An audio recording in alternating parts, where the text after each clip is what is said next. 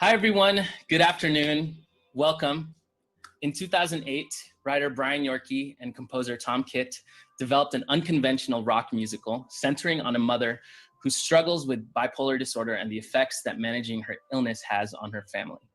This musical addressed grief, depression, suicide, drug abuse, ethics in modern psychiatry, and the underbelly of suburban life. Next to Normal was a show breaking the Broadway model, winning the Outer Critics Circle Award for Outstanding New Score, and received Drama Desk Award nominations for Outstanding Actress Alice Ripley and Outstanding Score. After opening on Broadway in April 2009, it was nominated for 11 Tony Awards and won 3. Best Original Score, Best Orchestration, and Best Performance by a Leading Actress in a Musical for Alice Ripley. It also won the 2010 Pulitzer Prize for Drama, becoming the 8th musical in history to receive the honor. It would be 9 years later that East West Players would announce the show in the anchor position for the first season under the new leadership of artistic director Snehal Desai, reconceiving this story around an Asian American family. Hi everyone again, my name is AJ Rafael. I'm a YouTube musician turned musical theater actor, and you may have seen me in last year's Mamma Mia at East West Players, or in the show that I put together at EWP called Crazy Talented Asians, which we've also done virtually a couple times this year as well. I'm so happy to be a part of the East West Players family and to have been asked to host this reunion because this was the first show that I ever saw at East West Players. I didn't realize how much Asian American history there was right here in downtown LA in Little Tokyo. And I was so grateful that my friend DeeDee Magno, who's part of this cast, invited me to opening night. And I was kind of a newbie to musical theater at the time, so I was embarrassingly wearing an Adidas track jacket, literally to opening night while everyone was in their nice suits. But that night really changed my life and my perspective on musical theater. Many great friendships of mine started because of this show, so it is my honor to introduce the creative team and the cast of EWP's Next to Normal. So, hello everyone in the chat, thank you again for joining us. First off, I'd like to invite director Nancy Keystone, music director Marc Macalintal, and some of the production and design team. Today we have scenic designer Hana Kim, and we also have costume designer Lena Sands. Hi, everybody. Hey, AJ. Hey. It's so good to see all of you and meet some of you virtually. I want to start with Nancy, the director. You are best known for ensemble-based theater works that you developed with Critical Mass Performance Group. What was it that interested you in working with East West Players on a production of a Broadway musical about mental health? What is not interesting about every single thing that you just said? The whole thing. I mean, it's a really great play. The company is it's historic. The company does fantastic work. I love the actors. I loved meeting Snehal. I had wanted to do a musical, and when Snehal asked me, it was like, sometimes when you put something out in the universe and then it comes to you, it was just perfect. It just blew my mind. And so every single thing. There's so many issues, family dysfunction, mental health, rock band. How did you put those all together in your head when you're thinking of, overall production and theatrical design? Well, I always start with a lot of research, and I didn't know very much about bipolar disorder. So, I did a dive into that, which I think, that's clearly informs the whole piece. And these sort of different realities that are happening in the play. So, oh my God. I'm sorry. No, it's all good. It's a lot. It is literally so much. So anyway, I have a process just for myself of delving into a play and trying to determine what the most important themes are, what the most important issues for the community are, what the theater is interested in and capable of doing, what kind of space it is, and trying to pull out as many threads from that and put them together in as interesting a way as possible with the amazing team that we had. Yes. Speaking of team, we have Marc, the musical director, here as well. Marc, how you doing in your studio? Doing good. Just chilling. Just chilling. I know it's kind of a loaded question. It's crazy, yeah. But what were your priorities in developing the sound of the music for this really complex show, and how it would assist in the storytelling of it all? Well, to the rock band, the cathartic sound of a band. I don't know. I mean, it's nice, like for a lot of shows that happened before Next to Normal, we'd always have to kind of pare down the instrumentation. But for this show, I mean, it wasn't a very big pit. It didn't call for that many musicians as some of the other shows previously. So it was nice to have a full sound of what the composer actually intended. And it was nice to actually be able to keep it, is sounding exactly the same as what was conceived, not trying to go with, what is an Asian sound for this show? What is an Asian American sound for the show? I mean, it was nice that it was an Americanly told show, with a rock sound, but with the faces of an Asian American of people on stage. And I thought that was cool. Cool, man. Thank you. Well, beautiful work with the band. Shout outs to the band as well. I remember it so vividly. Yes. Hana Kim, scenic designer. Hello. Beautiful background you got there, the plants. In many productions of Next to Normal, the home of the Goodman family stands out as a structure holding the family together. But your design focused instead on the home existing in negative space, a dark cutout within a giant white plane. Can you talk a little more about that? Yeah, I think Nancy and I really wanted the space to be more of a psychological space. So we kind of focused on like the very kind of iconic outline of a house, rather than like being really specific with architectural style or like having too much architectural details, because we rather wanted to put it in like more of a mindscape of like what people think of as a home, rather than like physical manifestation of like one specific house. And that's why we had like also like it's in like the kind of like this concept of scattered memory was also important to us. So that's why we had like these like floating objects that was lit up on the facade of those white outline of a home. So it's almost like a kind of like scattered kind of floating pieces of dreams almost. I think that's what we were going for. Sweet. Well, it's such a beautiful design. Thank you for bringing it to life, and also for being here with us today. I know you have to go, Hana, but please run off. Thank you so much for joining us. Yeah, I'll run off like when I absolutely need to run Gotcha. off. But it's so nice to see everyone. I'm just gonna disappear quietly. Yes. And I'll be a blank after I'm gone. Fade out in the background. Cool. Yes, okay. Well, exactly. We also have the costume designer here today, Lena Sands. Hello. I want to find your box so I can see you. Hi, Lena. Hi, AJ. Can you talk about how the costumes were used to represent the character's state of mind and all of that going on? Yeah, absolutely. It was a lot about the color.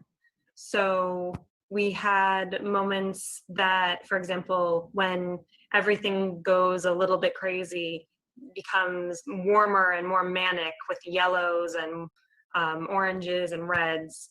And then when you're in these like moments of deep depression, it's blues and whites and with that way you could track the emotional arc of the characters visually, and that it met the characters where they were with their wonderful performances. Sweet. Oh my gosh. Well, I mean, there's so many things that go into a musical. So I want to also thank you, Lena, and I want to shout out the rest of the team who couldn't be here. We have the sound designer Cricket Myers, stage manager Jenny Slattery, lighting designer Karen Lawrence, the stage manager Brandon Chang, ASM Letitia Chang, assistant director Shen Heckel, props designer Glenn Michael Baker. Yes, love to everybody. I know we're moving fast. We got to get to the rest of the cast, but we want to show y'all a clip real quick. So let's take a look at the show. Diana. Diana.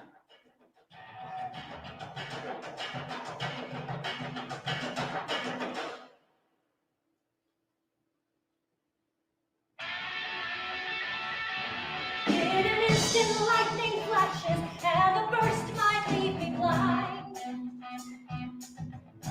When the bolt of lightning crashes, and it burns right through my mind. It's like someone drained my brain out, set my frozen mind aglow.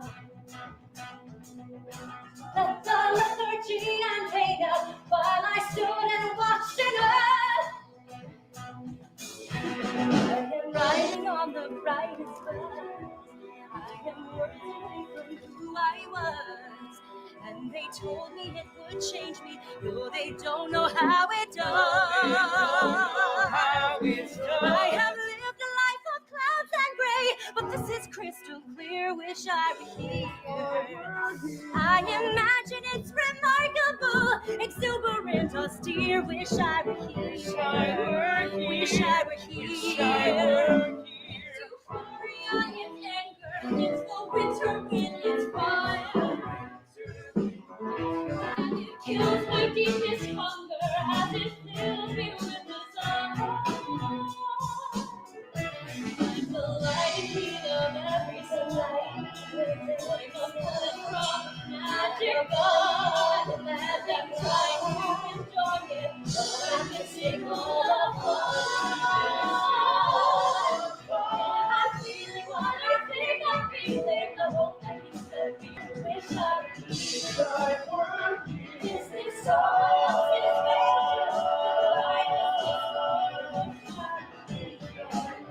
wish I were here.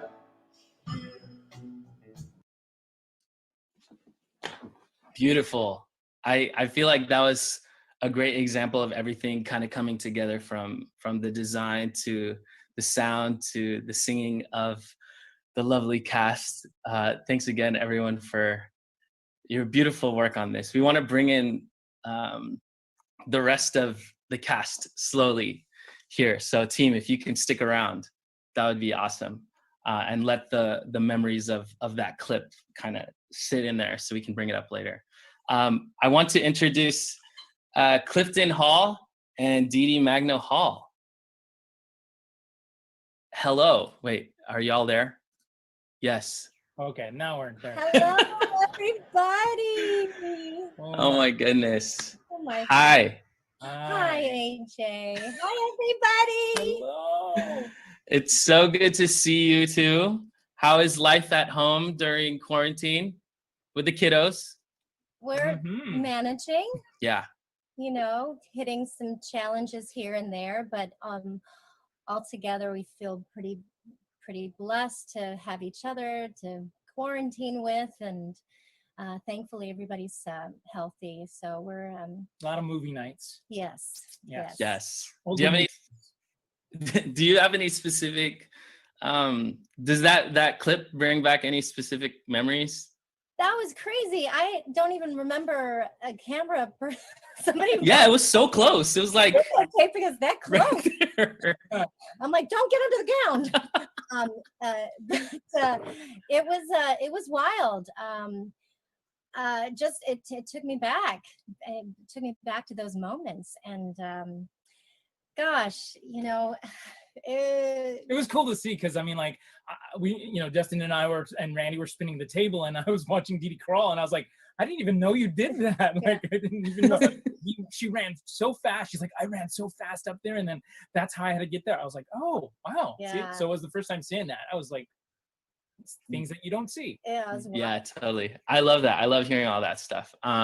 This was the second time for y'all coming back to East West Players after Tommy. So A, what was that experience like? And B, playing husband and wife again. Yeah. How was that? Times we were so lucky to play husband and wife and Tommy, and it's always a blessing to work with my husband. I remember at a talk back, and also working at East West Players. We love East West Players. It feels like home there. And we're so honored that, you know, they called us back to audition for more works, and then also to be able to work alongside each other is always such a blessing. I'm always so grateful. I remember at a talk back, somebody was asking us, how do you do this show and then go home and be like husband and wife? Like, how did this relationship on stage affect your relationship at home? And it was crazy because I remember just feeling like being on stage is the safest place where you can just kind of let everything go, and like everything just you become this person. We're actors, and so this is what we do for a living, but then once the curtain comes down, or you know, we got to turn our lives back around to being husband and wife and mom and dad to our kids. Need to get up in the morning and have to get up for school and, you know, do that kind of thing. So it was not that difficult for me anyway to turn it on and off. Yeah, no, I think what was exciting about these two characters is that they're completely different from DeeDee and I. Dan and Diana, obviously, you know, such intricate characters, and just to be able to go on stage again, like DeeDee was saying, with your significant other, to be able to play that opposite was so cool. And I think as actors, that's what we thrive off of and want to have characters like that, to completely play opposite of who you believe yourself to be. So it's always fun to play opposite, but Dan and Diana were just, I mean, it was tough, but also was so fun. Some and heavy, then, you know, with Nancy's direction, you know, she really, yes, Nancy. Yeah. And I remember Ashford too, who was working backstage and helping us all with our costumes. Yes. It's an amazing champion. I was like the one person, just helping backstage, like 8 actors trying to, taking on and off of all of our costumes. She was amazing. Yeah, so much going on backstage all the time, and I have been there. I was in Mamma Mia with y'all at Guam playing significant others again, and that was really cool to see y'all backstage interacting, just like give a little hi when y'all pass. But not, and so that was cool. We have some photos actually we want to show you if you want to react to some photos. Please, we could pull those up. Oh, our Sully. Oh my gosh, our son, our other son, Joseph. Oh my goodness. Wow, of course. Hamilton. Yes. So proud. So proud. Well, thank y'all. We're gonna come back to you. Thank you for being here and for hanging out. It's such like an electrifying performance from both of you. DeeDee, that, you know, thank you again for inviting me to opening night. You blew me away. Like that night, I brought my whole family, and I was like, you got to see DeeDee Magno Hall, seriously. And Clifton. Yeah, I mean, I'm just, you know, there. Okay, well, let's meet the kids. We're gonna roll a clip real quick. Yes. Take a look at the invisible world. Here she is, clear as the day. Please look closely and find her before she fades away. What an invisible girl, such real daughter of pain. The hero will love her, the prince. She is not there. She is not there. She's not there. She's not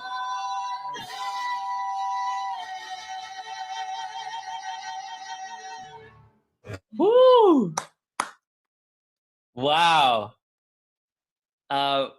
to bring up Isa Briones and Justin Yu, who played the kids. Ah, hello. Hey. Hey, Isa. Hey, Hi. Justin. What's up? What's up? So good to have y'all. Do you have memories did that bring back some things? Yeah, I totally forgot about that moment. I remember I was so nervous. I always get nervous at like Sits Pro things because I'm like, oh, this is when we're gonna hear what it's actually gonna sound like. So you're kind of unsure of what's gonna come out. But I just remember I loved doing that song with Justin so much. That was one of my favorite moments in the show. I'm nervous singing like to Isa. Shout outs to Marc, because that music is not easy. You know, the crazy the time band signatures. sounded amazing. Oh my God, it sounds so good. Yes. Isa, you also had just performed in another production of Next to Normal before that. So can you talk about kind of going into the show again and maybe with a new perspective in the way that it was put on? Yeah, I was excited to, I feel like you don't always get the chance to go back to something and kind of try again in a way. And it was what I really loved about it was how much it like opened my eyes to the actual looking into mental health in the Asian American community. Like I hadn't thought about it. I hadn't thought about the show in that way before. And so going into this and kind of seeing, and also, you know, DeeDee and Clifton are like my tito and tita. So it's like getting to have them as my family really just put a whole new lens on a show that I thought I knew so well, but it completely just exploded in this firework of like just pure love with them. So. Yes. And Justin, I believe this was your EWP debut. Yeah. My performance debut with EWP. And it's funny because I actually saw Isa's other production. Oh, no way. Like, I knew of Isa before. Yeah. No, and it was great. I've seen a lot of shows at East West. And I did a little work behind the scenes on a little night music way back when. But it was really great to, you know, come in and be welcomed into the family in such a big way. Totally. Hey, we have some photos here. What are we doing? There y'all are in the back. All right. Oh, I love that one. Yeah. Album cover. Show the pillow. That's classic. Oh yes. We just ate the whole time. Oh yeah, that's the best thing at working there in downtown. Just surrounded by food, amazing food. Yes. Oh, weird. That's that beard. Sip. Oh, Oh, that was our last day, I think. Oh yeah. Well, okay. Well, while y'all reminisce, we do want to bring in the last but not least two members of the cast. So let's roll a clip real quick.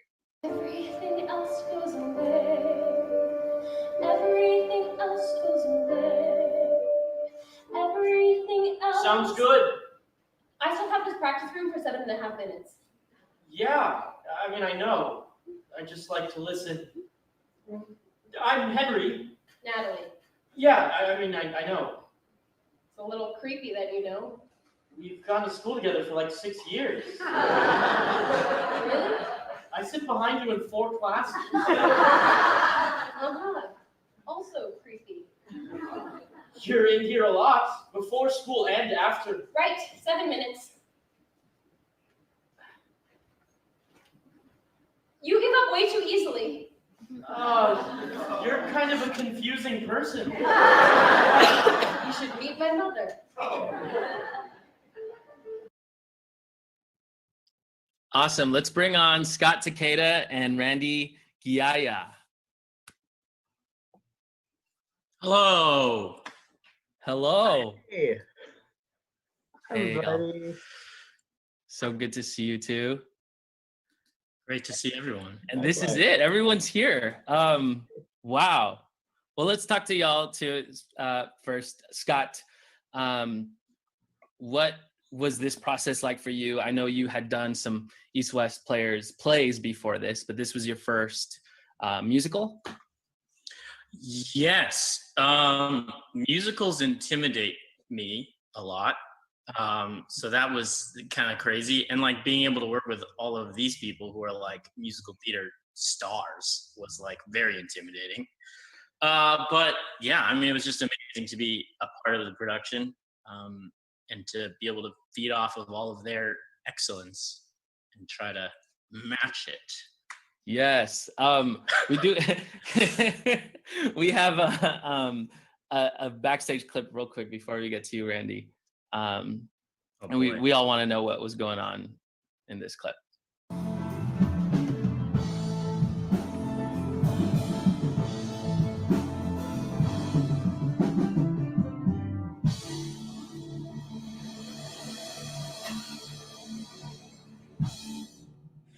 Oh, that's good stuff. Justin. Is that what you guys were doing? Exactly. Those are a mid-show warm up. Be like act 2, like we're back in it. Yes. Yes. A little stretch, a little interpretive dance. Shake. I love it, and we have another photo as well. Oh. More eating. Oh, Jenny. What are we doing? Oh, we're learning to shoot the bunny. Bunny? Why are we shooting the butt? What's that? We played this game. We're trying to learn it one day. Oh, because we did bunnies? Don't remember this. Oh, because we were pretending we had the bunnies. Right? Are the puppets? Oh, see, I don't know. No. You're just making stuff up now. Anyways, while y'all try to remember that, Randy, literally Rockstar over here. That was such an amazing performance, man. As the therapist, and Mark can chime in here as well. You literally get a Rockstar entrance, and rumor has it that you actually sang higher than the actual written music. Oh yes. Remember that, did I? But Yeah, well, because like Randy has such an amazing upper range, so Yes. so it wasn't a big cut, but what's the line where he goes up to a high C, which was just I mean just like super high, and like he just wails on it. It's amazing. It's just so amazing to hear. So we were able to just take that up for his voice, and it just sounded great. it's nice to meet you. Let's get on now,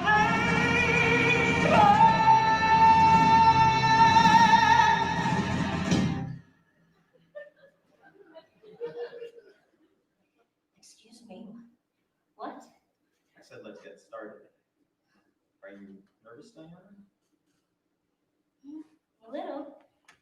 Psychotherapy and medication work best together in tandem, but we can try the first alone and see how far we get. Why don't you tell me?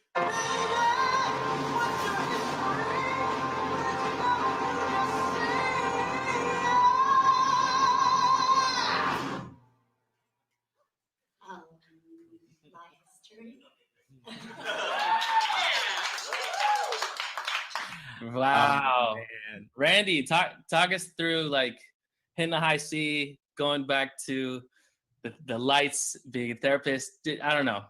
That was fun. I mean, it was a comic moment. It was I lost my voice like in the second week of the show. I got sick, and all that was left was the high notes. I was having more trouble in the lower ones. But yeah, that was fun. Man, Yeah. you're a show stealer, man. That was like so great to watch. And you should have seen the band. Oh, I'm sorry. No, go please. Like in the back, I mean, the band in the back during those parts, we're just holding like power chords. So all of us have our hands up. We're throwing the rock signs. We're going.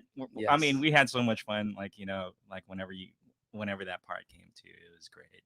Yeah, and I was sitting in the balcony each time I watched it, so I'm just going hard up there. So thank y'all for those notes. We got some photos here. And of the awesome band as well. Yeah, that's Takeshi, We got May was helping out so much. Chris on bass. I mean, Vince, Rebecca on cello, and Yuting on the violin. They were just, yeah, couldn't ask for better people. Amazing. Shout outs to the band and to all of you for, yeah, just that amazing performance. We have some more photos as well. If y'all want to just kind of live react, feel free to chime in. Anybody from the cast and crew as well.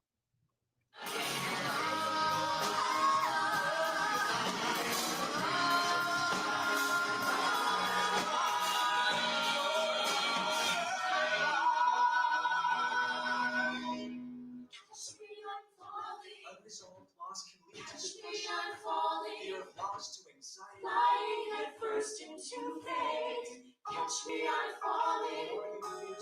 Please hear me calling. Catch me before it's too late. Catch me before it's too late. Catch me before it's too late. Catch me, I'm falling. Catch me, I'm falling. Catch me, I'm falling. Wouldn't you like to be free of all that? Yeah, that was a cool sits probe because like normally for a sits probe, the band is kind of sequestered in the back, and this was like, I think probably one of the first times where the band and the actors were in the same room together, and it was just cool to kind of have that moment before we move into the theater, just to really just play with music and rock out with each other. It was great. Let me read a review real quick while we pull up some photos that we have here from Onstage blog. Speaking from personal experience, the subject of mental health is hardly discussed in my own Asian American community, let alone my more specific Filipino family.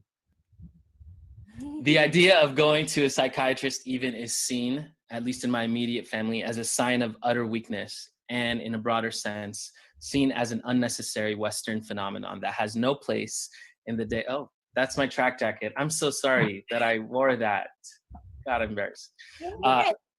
That has no play in the day-to-day coping mechanisms of Eastern cultures. For my family, someone sad is just someone with the blues and therefore doesn't need medical assistance. Mental illness can easily be dismissed as acceptable eccentricity. So to see Next to Normal depicted with an Asian American cast, especially with one of the most remarkable visceral lead performances I've seen this year thus far, is not only important and cathartic, also in a way incredibly healing. That's powerful stuff right there. I think that's what, that's what we all hope for, that the work touches people in a really personal way and allows a different kind of perspective on things, or allows a permission or acceptance of a part of life that you maybe had felt outside of or alienated from. I think it's all about making connections in different ways. And it's just so moving to me that the piece would have that impact on, on anybody. I'm sure that, that's what the writers feel all the time. Totally. And Nancy, maybe you can speak to this review as well from LA Downtown News. It's impressive that Keystone and East West Players, with much fewer resources than a national touring company, has through careful examination found ways to inject more drama and pathos into the material. That's nice. Yay. Yeah, that's what we're going for, right? I think when you asked me, of course, I had to start off and it was horrible and nervous making. But one thing that I had felt from the beginning was a lot of pressure, because it's such a well-known piece and it's such a beloved piece that, to sort of not let people down on that account, and to really embrace it and make it our own for this community, for these collaborators and this theater. And I do think that there was a lot, I always approach something like it's a new play, Shakespeare or whatever, however many times it's been done. So, you want to try to look at what's been successful about it and pay heed to what people love about it, and then really look at it and try to dig into it like it's a new thing. And everybody in this group brought their own perspectives and their own experiences, and everybody was willing to really dive deep and be very courageous about it. And I think that had an impact that showed up on stage, and I'm just so grateful. And that was cool. Yes, this is an award-winning musical, y'all. Next to Normal won Best Featured Actress in a Musical, Issa Briones. Best Lead Actress in a Musical, DeeDee, Magno Hall, of course. Best Direction in a Musical, Nancy Keystone. Hana Kim was also honored with the Sherwood Award, and East West Players was honored Best Production of a Musical for Next to Normal. Okay, women. Yeah. Yes. I think that was so cool though too, that the season was about women, I think, was it? And to come out at the end of the season with all the fabulous women cleaning houses. It's just awesome. That was awesome. Yeah, it was wonderful. Yes. Congrats again on all of those awards.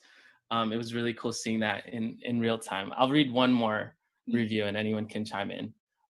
Keystone has cast 6 absolutely sensational singers to bring Kit's music and Yorkie's lyrics to cast recording ready life. Wow, I wish we had a cast recording of this, Mark, maybe for the future.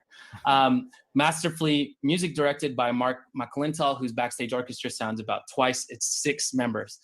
Magno Hall gives audiences a softer, gentler version of Broadway original Alice Ripley's uber intense Diana, but one of whose many shadings as Diana careens from highs to lows and back again, from lost child to grieving mother to angry wife, to make it a memorable showcase. It's from Stage Scene LA. Wow.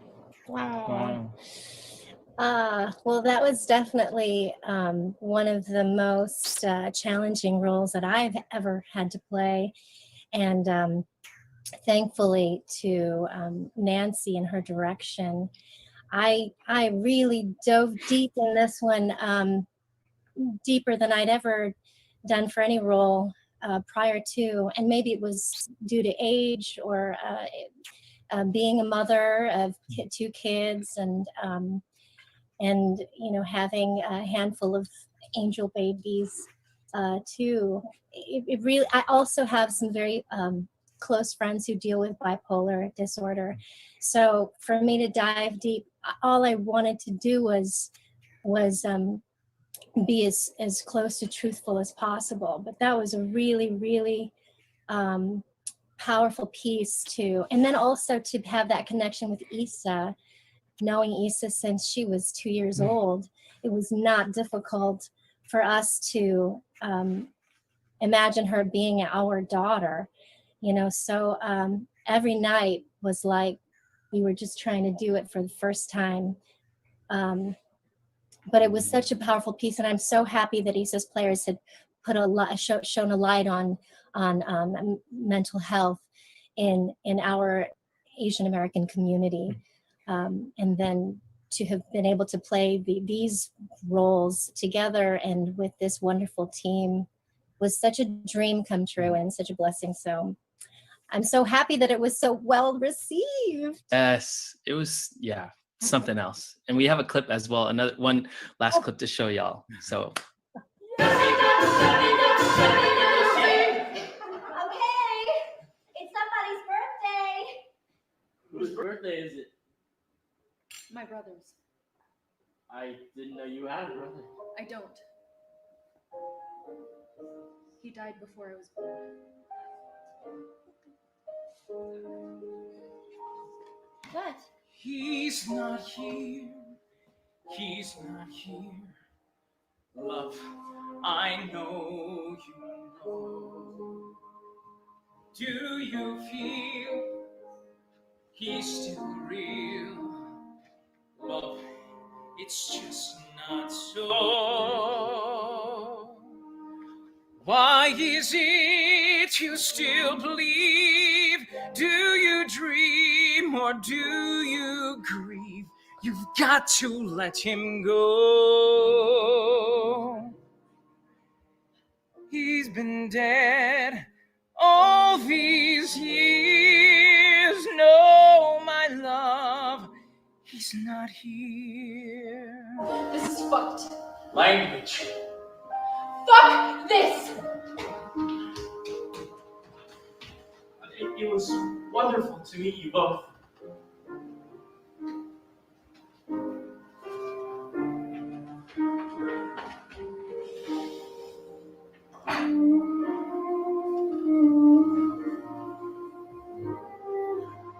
What about the new meds? We have the happiest septic tank on the block. Wow. We have some tears here and a lot of emotions. I cry every time I hear that song and every time I hear most of this musical. Yeah, maybe can we talk, if anyone wants to chime in, about just the emotional impact that it had on y'all playing these characters every night, and I mean, and even just watching it for if you're part of the team or backstage, you know, anybody.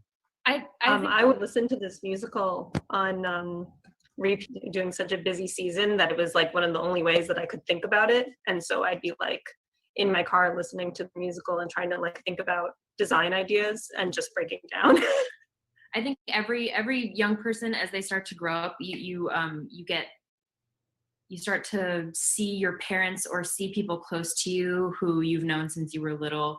You start to see them as a little more human, because when you're younger, you see your parents as just like these invincible people who you maybe never see them cry, you never see them break down or go through anything hard because they hide it. But being in this position and playing a character like Natalie, who is watching her mother go through something so intense and which can be just shocking to the system to a young person, was also translated to, you know, seeing people close to me like DeeDee and Clifton playing these roles and getting to see them as these complicated people, not just my tito and tita that are just there to give me love, but also are going through stuff of their own, and also bringing that home and examining like my own life and how I view my own parents. Of course, this is a more extreme version of that, but still it's so applicable to every family, especially in the Asian American community. I feel like I know we go to like our family potlucks and often I hear a lot like, oh, don't listen to her, she's crazy. Like you hear people talking about your titas like they're crazy, when actually in reality, like there's actually something going on there, but people are writing it off because we don't want to talk about anything real. We don't want to talk about anything uncomfortable. So seeing this show played out by these amazing Asian actors, and also talking to the audience afterward when we would have Q&As and hearing just how affected, just like we were by the show, was really just gratifying to know that we were telling an important story. Anybody else have anything to add to that? I have a question. I mean, for the actors, you know, like were there times where you just like, you know, like you would get lost in the emotion, you know, especially during a song? Because I know that, you know, we don't want to technically lose control over our voices, but have there been times where you guys had to overcome having to deal with a strong emotion yet sing the rest of the song during performances? Because I can't see all the time. I know for me, I just sang through a lot of the emotion. Thankfully, the music was so powerful. The way that it was written, it was not difficult for me to go from speaking into the singing parts, because they were so beautifully, you know, intertwined, and it wasn't difficult to go from to follow through with that emotion, starting with you know, your lines and into music. But I know there was a lot of snot that I had to sort of like, you know, try to deal with and not get on everybody else. but for real, because I remember, just having to have my sweater washed every single night because of the snot and the tears. But yeah, it can be difficult, but when you're in it, Marc, I feel like just like a baby can cry and just keep crying and never lose its voice, it's because it's just this raw emotion. So like when I wasn't overthinking it, it was just happening in the moment. And you don't think about technique, sometimes just goes out the window. For me anyway, and you just gotta get through it. You get through it and you just try to tell the story and as best as you can, as best as you know how. And then hopefully not forget lyrics, which happens sometimes. Wait, Clifton, do you remember that time you called me Issa?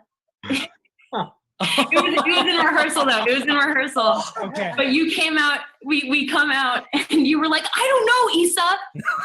Natalie. That's so cool. I'm sure. Yeah, how much in it I was. Real life. Yeah, no, real life. I know that maybe that last song with Diana and Natalie, that one always got me. But of course, as DeeDee said, the songs kind of lend themselves to those emotions that it works, and especially because the way that it's written just tells the story in itself. Just the music, even without the lyrics, already tells what the story is. So even the melody kind of is shaped to kind of you feel the whole arc of the story just through that. So doing that number was always a little snot fest for me. I love that. Why don't we one by one, and everyone can answer. We favorite song or moment. My first box, from my point of view, is Nancy. I can't choose one. That's so unfair. Top two. I love the whole Catch Me I'm Falling sequence. I think vocally it was so stunning, and emotionally it's such an emotional part of the show, and it's this suspended moment, and everyone on stage is having this moment for themselves, and yet they're all together. And I think that what the designers did with it as well really supported it.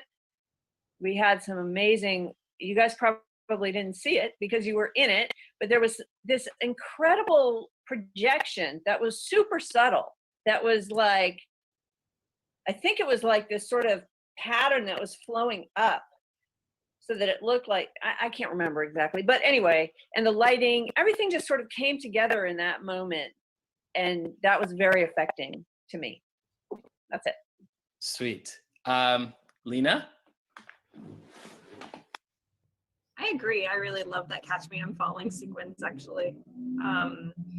And particularly also, like we were just listening to that one where she realizes that Gabe isn't there. Like, it just always hits me in that way. And that's one of the things that from the beginning I really connected to, because it's such that break in reality for not only us, but also for the whole audience who don't know that there's something wrong, right? And that's one of the most powerful structures of this musical.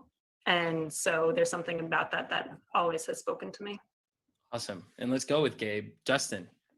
Can I do three? Can I be like... Sure. Yeah. Sorry. My favorite thing to like listen to or watch, DeeDee has this killer riff in I Miss the Mountains where she sings I'm Nowhere. And I have like just a recording. Do it first. Oh, I can't hear it. And so like because I would be upstairs like waiting before I'm alive. So like she sings that song and then I like come in. But I would listen to that every night. What else did I love?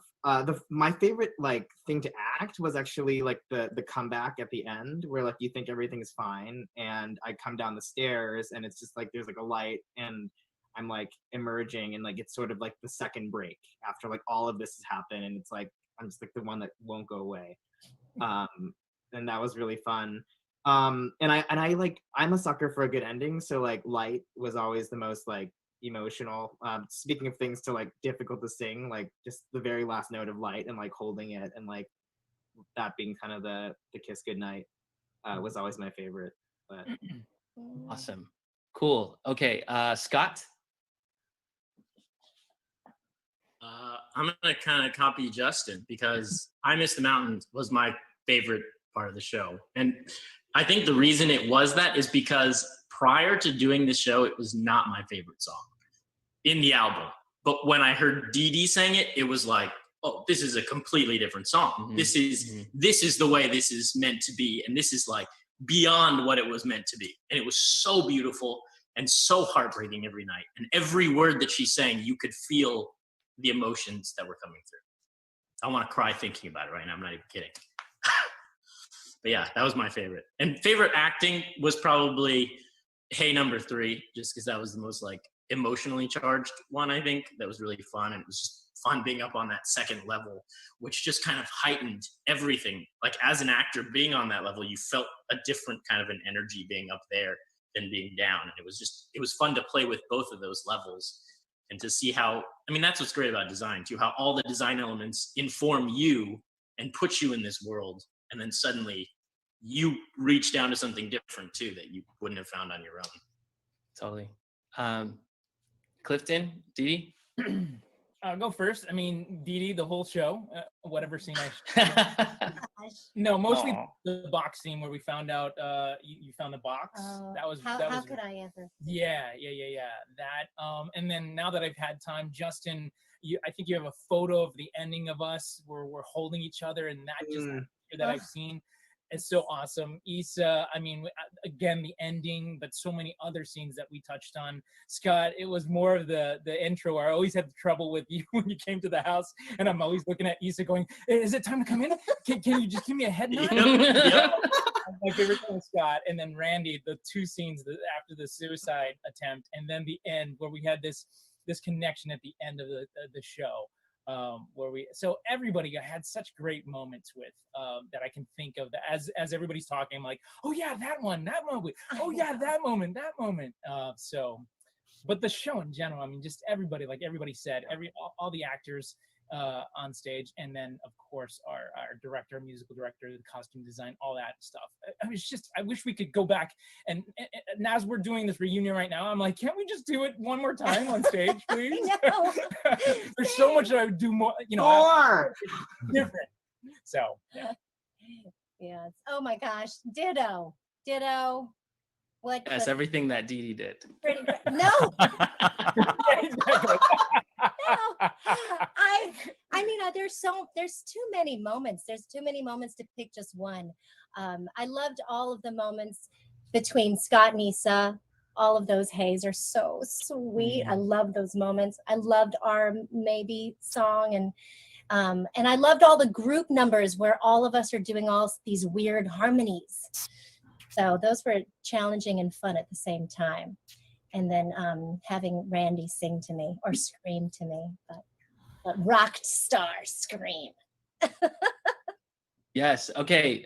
Marc, do you have a quick song or moment that's your favorite? I know. I'm moving so fast. We have no. I mean, like there's a lot of moments, just like everyone said. You can't pick really just one, but one moment that does stick out was the dancing when DeeDee and Justin are dancing after the music box, and kills me, just kills me, because I was like kind of like a new dad around that time. Like my son was just like maybe turning 2, and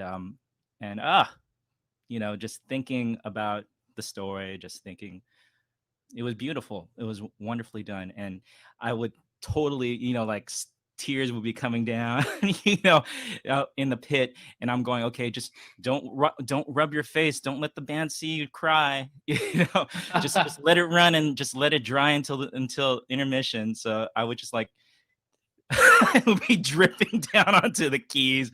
I mean, it's just it was a very touching moment, and yeah, just thinking about it now, I mean, I feel happy that I'm seeing and reuniting and like looking at all these moments again. I can't wait to be back on the stage again. It just reminds me of a really special time where all these lines from everybody's background just came to a point, and I think everyone brought their experiences together, and Nancy really spearheaded it and brought us to a really elevated, higher place that I don't think we would have been able to do had it been other people. So it was amazing. Isa? I have to say Catch Me I'm Falling as well was probably one of my favorite moments. I think just musically, it's such a perfect moment of bringing everyone together in like everyone's in such a different place, yet still in the same like falling phase. The music just captured that perfectly. And I also loved Song of Forgetting because the harmonies there were just so beautiful to me, and doing that with you guys was just very, very magical. Yeah. Randy?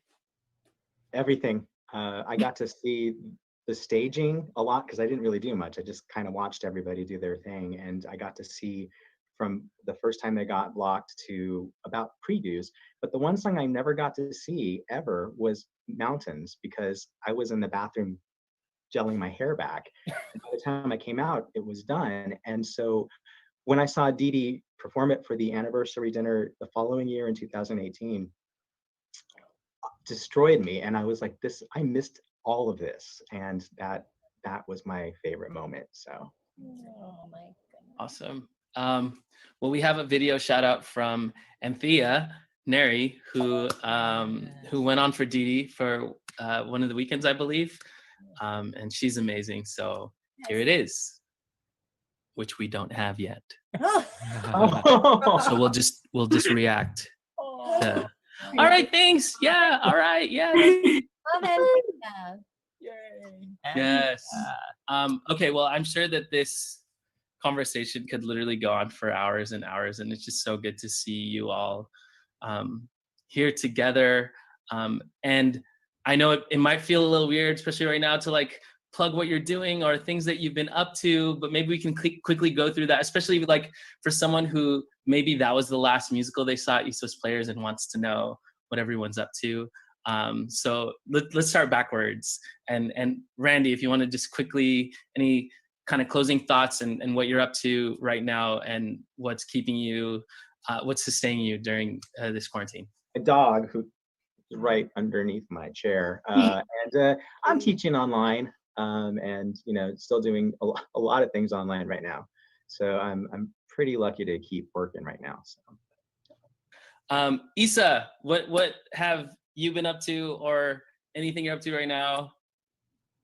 I'm just, sitting around waiting for, for it to be safe again for all of us to be with each other and creating more art together. But I've been doing a lot of other kinds of art, and I did a little auction before to raise money for different Black Lives Matter organizations, and I will be doing something again soon, another kind of extension of that auction, selling some prints, so look out for that. That'll probably start on my Instagram in the next month or two. Yes, and the Instagram handle is Isa is not an artist. At Isa is not an which artist. she is, though.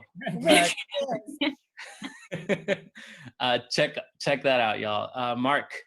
Yeah, just spending time with family, just wallowing in everything that's happening, and just wanting to encourage everyone to go vote in November. So yes, that's it.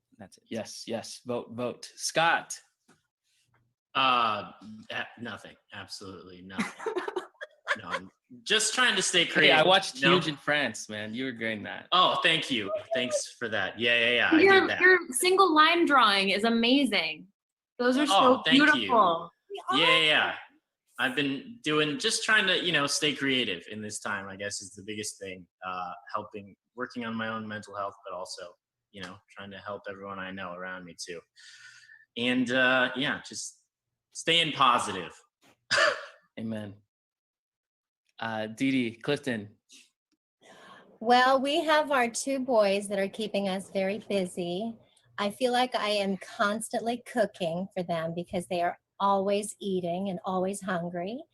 I've been collaborating with friends, doing raising some funds for different organizations during this time. I feel like I've done so many like video things for different things here and there, but like lots of Zooms, lots of eating, lots of reading, and lots of movies and family time, and really just trying to stay positive and hopeful.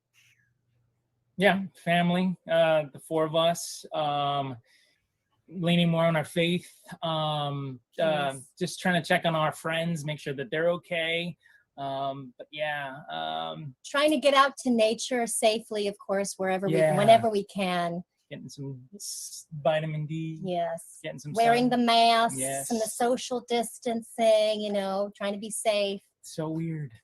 Yeah. Yes. We miss everybody. Yes. Can't wait to give some real hugs. I know, Absolutely. seriously. Justin. I moved to New York after Next to Normal, and spent the first part of quarantine over there. I actually had the virus, and I'm now like safe and like tested positive for antibodies, which is great. So I'm sort of just enjoying the blessing of time and health with family. I'm in a really great like Zoom workout group. So we meet every day. It's a bunch of it started by Preston Moy. So yes, choreographer for Mamma Mia. Choreographer for Mamma Mia. So that's been keeping me sane, and I actually think we're gonna start developing some work as well. So yeah, but enjoying the blessing of time and health. And we're so glad you're okay. Oh my gosh. So glad. Thank God. Praise God. Lena?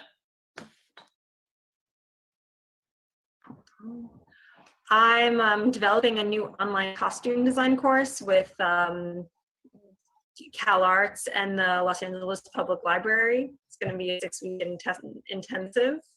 So that'll be really fun for high schoolers. And I've led the make of like 400, 500 masks Awesome. for some other schools. And spending a lot of family time and missing collaborating with folks. So grateful to be in a space like this to see some people. Yes. I miss you all. And Nancy, to close us out, if you could let us know what you've been up to, but also, maybe some final thoughts on how, the show has a lot of themes. Obviously, there's so many layers, but it does end in a carrying on theme. How is that relevant today in our world right now? Well, I do think that the show is interesting at the end because it is about carrying on, but there's this sort of precariousn's to it because Diana has decided to forego her treatment, and that's a scary thing. She's sort of on the edge of a cliff, and it could go either way. So I think that not to be a downer or anything, but it's not an entirely happy ending. I think there's an ambivalence to it. And I think that we are certainly in a precarious, ambivalent moment where things could go either way. And so hearing, everybody's talking about get out and vote and, mutual aid and wearing masks and taking care of each other. And I think that, those are the most important things for me anyway. I'm spending a lot of time writing postcards to try to get people to vote. Postcards to Voters, great organization. So that you can write postcards for different campaigns and especially get out the vote. I've been, just being with everybody and watching these video clips, and I think I've sort of tamped down any thought of being with other people. And I'm just like, oh, I'm happy at home. I have things I love to do at home, and I love my family, and I'm lucky. But seeing those clips and connecting with you all has really made me yearn for that again. And there's nothing, we're all trying so hard to make things in this virtual digital space, but there's just no replacement for a live experience and a live performance. So I'm a little choked up about that. Hugs to everyone. I can't wait till we all get to gather, especially in the theater space again. We know that might be one of the last things coming back. So it is so good to look back on theater, being with one another, holding each other. So I hope everyone continues to do that in their own ways, at home, online with their families, and all of that. So thank you all for joining us today for this reunion. I'm sure this meant a lot to a lot of people, especially watching at home. Thank you everyone in the chat. We see you. What's up? Hey, Snehal. Hey, what's up? Thanks for joining along. Yes, awesome. I'm a huge fan of everybody on the stream. Be sure to catch up with everybody, especially Issa on the new Star Trek show. Come on. Let's go watch her on CBS All Access. Congrats, DeeDee, on the Steven Universe run as well. Such a cool thing. And to everybody, I will be catching up with y'all online and your adventures during this crazy time. But love you all, and we're signing out. Thank you, AJ. West players. Thank you, AJ. Yeah. Hey, anytime. Thanks, Andy, Simone. You guys.